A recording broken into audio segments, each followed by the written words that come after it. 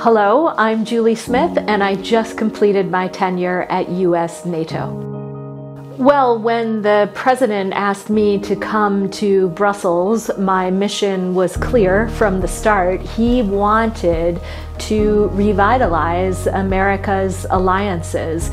Of course, we had no idea of knowing at the time that a war would be breaking out in Europe. But in terms of strengthening the alliance, what's been so amazing about NATO over these last 3 years is this is an alliance that can do two things at once: prepare for the future while it is coping with one of the biggest crises on European soil. Just leaves me personally, but I think I can speak on behalf of all allies, with an immense sense of pride and accomplishment, because those things have come as a result of the cooperation of all of the allies that sit around that NAC table each and every day here at NATO headquarters. That is the strength of the NATO alliance at the end of the day, its ability to reach consensus and work through those differences.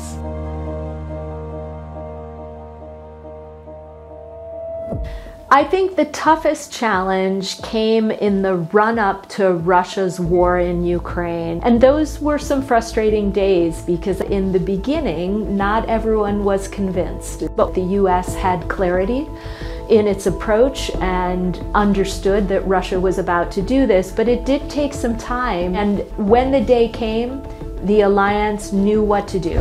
We are at the grave moment for the security of Europe. Those would be some of the tougher weeks that we had here inside the alliance. I think one of the major achievements would be really the fact that this alliance now cites China as a challenge, and I think that's important because of what China is doing in and around the Euro-Atlantic area.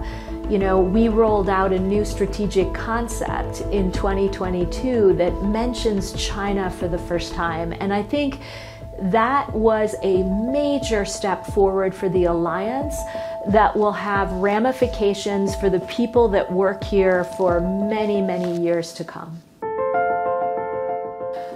Oh, I have so many favorite memories from my time here, but I think the day that the Finnish flag went up that flagpole, all the allies were gathered around the NATO flag, and we watched that Finnish flag go up. And then watching the Swedish flag go up about a year later was really one of the most moving, memorable parts of my tenure here. I never would have imagined that I would get to witness these two countries joining the NATO alliance, and it was really quite a moment the day that they both joined.